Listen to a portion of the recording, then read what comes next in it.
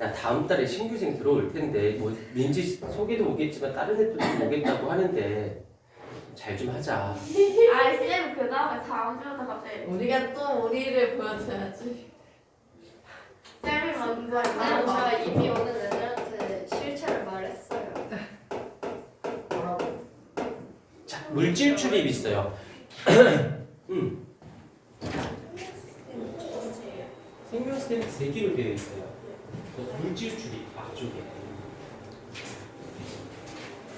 자, 물질 출입인데 여기서 이제 살짝 물질은 두 종류가 있습니다. 물질은 두 종류가 있는데 하나가 무엇이냐면 용질이라고 하는 물질이 있고 용매라고 하는 물질이 있어요. 그러니까 용질과 용매가 무엇이냐라고 하면 이건 초등학교 때도 나왔던 거라서 용질은 녹는 물질.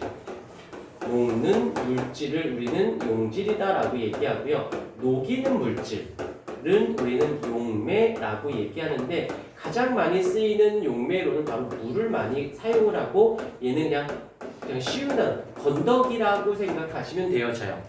오케이. 그 다음에 이 용질로 이동을 하는 경우가 있고요. 이 용매가 이동하는 경우가 있는데 이때마다 이름을 달리 붙여줍니다. 뭐라고 붙이냐면 용질이 이동을 하는데 용질이 이동을 하면 얘를 확산이라는 말을 써요. 확산이라는 말 어디서 들어본 적 있지? 어떤 학생이 머리를 감았는데 머리 향기가 되게 좋아. 그러면 그 머리 향기라는 그 아주 작은 입자 기체가루가 퍼지는 거예요. 어디서? 많은 데서 적은 쪽으로. 용질이. 그래서 여기서는 어떻게? 여기서는 고농도에서 진한 데에서 어디로 이동해? 저농도로 물질이 건더기가 이동하는 걸 확산이다 라고 부릅니다. 여기까지 됐어요. 그러면 용매가 이동을 해. 즉 물이 이동을 해. 그럼 우리는 이때를 뭐라고 부르냐면 삼투압이라는 말을 씁니다. 약간 단어가 낯설긴 한데 삼투압이라는 고유 명사니까 나중에 삼투압의 원리를 다시 설명하겠지만 일단 삼투압 들으면 물이 이동하는 거야. 근데 물이 이동할 때 자, 봐봐. 여기서는 건더기가 고농도 많은 데서 적은 데라면 자, 여기서 살짝 풀어갈게요. 물이 많은 곳에서 물이 적은 쪽으로 이동합니다. 여기까지 문제될 건 없지. 그러면 물이 많은 데가 고농도야, 저농도야? 고농도가 진한 거고 이건 묽은 거잖아. 근데 물이 많고 물이 적은 데가 있으면 얘가 저농도 아닌가? 물이 적으면 고농도가 되어지겠죠. 무슨 말인지 알겠습니까? 그래서 반대가 되는 거야. 어떻게? 용질인 경우에는 고농도에서 저농도로 용질이 움직이고 이 용매인 경우에는 저농도에서 고농도로 물이 움직입니다. 이게 반대가 될 수밖에 없어. 살짝 그림을 통해서 다시 한번 정리할게요.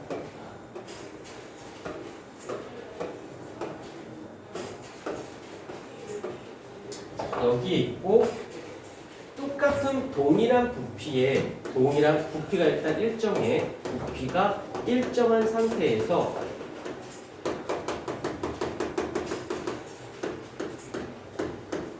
이렇게 되어 있어.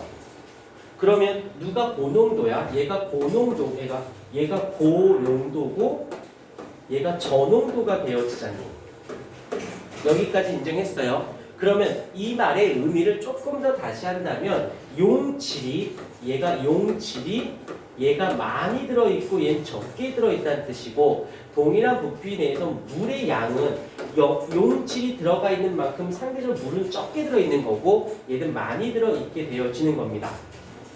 오케이? 라고 했을 때 몰라도 되는데 얘를 이제 반투막이라고 해서 반만 투과하는 막 용매만 움직이는 건데 그러다 보니까 여기에서 어떻게 돼? 많은 데서 적은 쪽으로 이렇게 이동을 하겠죠.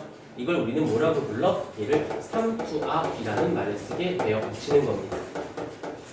여기까지 됐나요?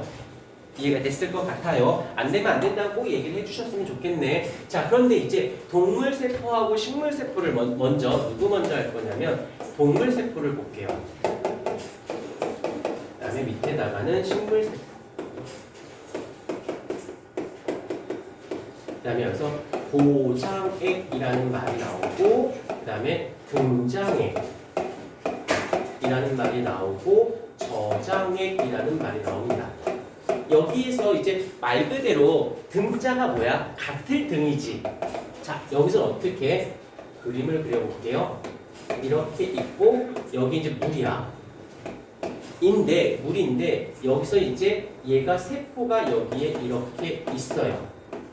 그러면 여기서 말하는 이 등자는 어떤 거냐면 이 세포 안과 이 세포 밖이 농도가 동일해.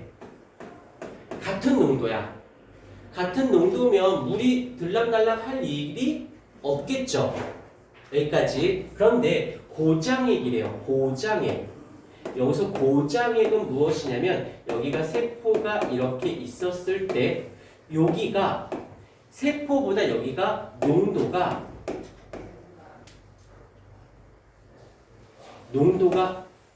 높아요.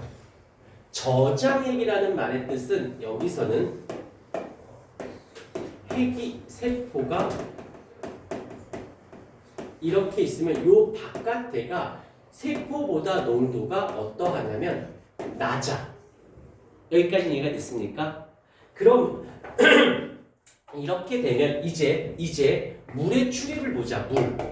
물의 출입을 통해서는 얘는 이동을 해 안 해? 이동할 일이 없지. 농도가 같으니까.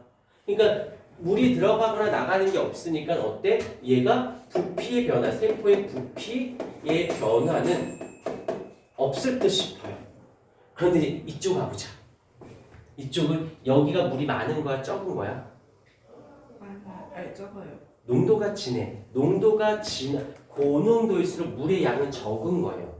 그러니까 어떻게 될까? 물이 나가요. 그러니까 세포의 부피는 어떻게 돼?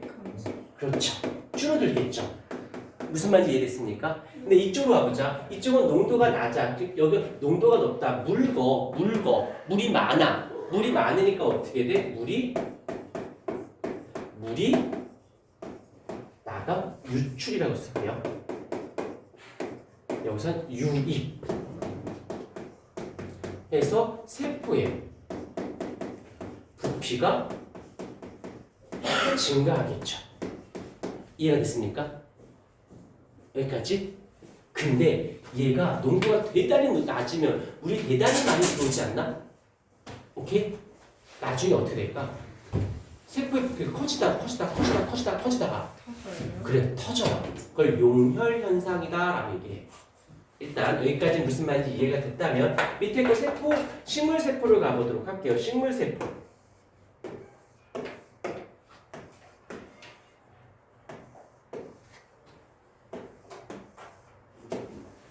똑같이 고장액이야. 그럼 얘도 마찬가지 식물 세포도 부피가 어떻게 돼야 돼? 줄어드는 건 문제될 건 없죠. 그 다음에 등장액이야. 그럼 부피 변화가 없는 것도 동일하게 인정하죠. 그런데 이런데 여기서는 이제 식물 세포를 보게 되면 좀 다른 점이 하나 있어요. 자, 이 파란색 그 펜이 무슨 말을 하는 걸까? 그렇죠. 세포 벽이야. 그러다 보니까 여기선 시간이 지나고 계속 차이가 크면 나중에 터져요. 이걸 유식한 말로 용혈 현상이 일어난다라고 합니다. 근데 여기서는 딱딱한 세포막이 막아주고 있죠. 그래서 얘는 터지진 않겠네. 터지는 세포막이 막아주고 있으니까. 근데 여기서 중요한 거 포인트를 잘 잡아주세요. 여기서 중요한 포인트는 무엇이냐면 농도가 진하다는 말의 뜻은 물이 어떻다? 적어. 그러니까 물이 많은 데에서 적은 쪽으로 이동을 해. 적은 데서 그러니까 빠져나가는 거고 여기는 농도가 낮아라는 것은 물이 상대적으로 많아 라고 해석을 해준다면 들어온다의 개념을 써서 커지고 얘는 부피가 작아지고 얘는 부피가 커지고 라고 생각할 수 있는 거예요. 이해할 수 있겠습니까? 오케이. 이렇게 잡아주시면 물질 출입에서 아까쯤에 우리 그 단백질로 이동하는 거, 인지질로 이동하는 거 확산 얘기했었지. 단순 확산, 촉진 확산은 아까 요걸로 용질이 움직일 때는 확산이라는 개념을 쓰는 것이고요. 용매라고 하는 물이 움직일 때는 삼투압을 이렇게 물이 저농도에서 고농도로 이동하는 걸 삼투압이라고 하는데 물의 이동은 이렇게 표현한다는 거. 그러면 이 단어는 정리가 다 된 겁니다. 오케이.